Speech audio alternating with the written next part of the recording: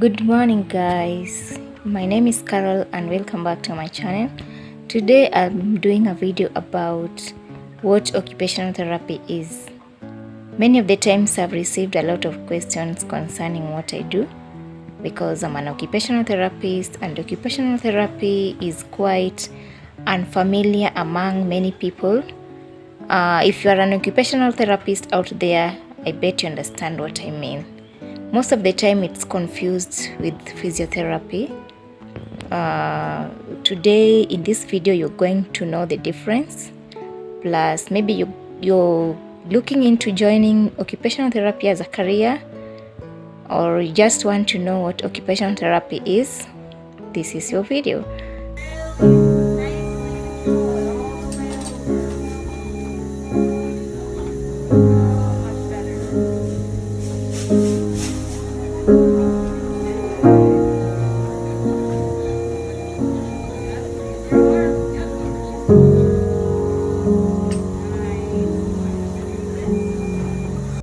For you to understand what occupational therapy is, first you must understand what occupations are. Occupations are the daily living activities that you do from the time you wake up to the time you go to sleep. Even waking up itself is an occupation. Sleeping itself is an occupation. Everything you do from morning to evening, cooking, eating, taking care of yourself, going shopping, every activity that you do is an occupation. And therapy itself means treatment. So the main aim of occupational therapy is to help the client regain their lost function, maybe because of a brain injury, because of an hand injury, because of a disease, because of a spinal cord injury, or any other thing. So our main focus is for you to become as independent as before, to do these things by yourself. For example, in a stroke patient may lose a lot of things such as memory, concentration, range of motion, movements in the joints. Stroke patients may even lose speech, or may even lose balance and coordination. So we help you as an occupational therapist. I will help you regain these lost functions. It's quite different from physiotherapy, whereby the physiotherapist will focus mostly on the movement or mobility of the patient. After you gain mobility or movement, where are you going to when you can't take care of yourself? That's where an occupational therapist comes in.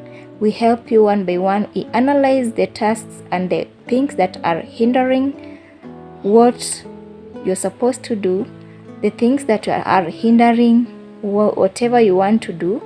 We come in there and help you remove the barriers. An occupational therapist can work in different settings. For example, in a school setting, whereby we help those children with learning disabilities regain their learning skills. We help adapt to their classroom environments, and also we work one-on-one with the teachers to help them learn according to their needs. We also work in community, whereby those who are not able to reach the hospital, or those who need home services, can benefit from occupational therapy. We also work in the hospital settings, whereby we work in the newborn unit.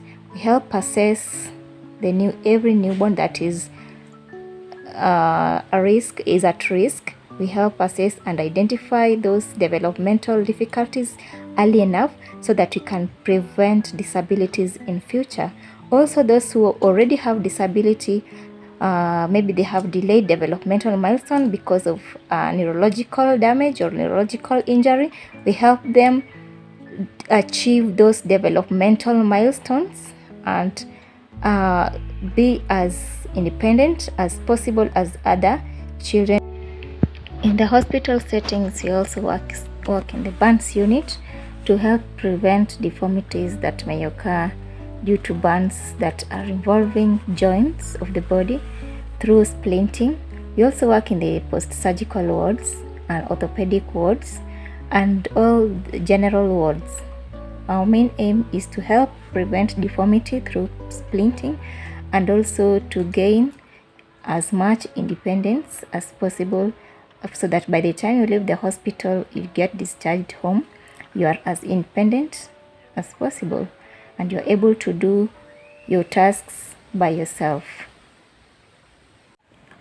We also work in the mental health unit settings. We help the mental health patients to regain their functions, and by the time they are discharged back to the community, they are able to carry out their tasks and activities independently.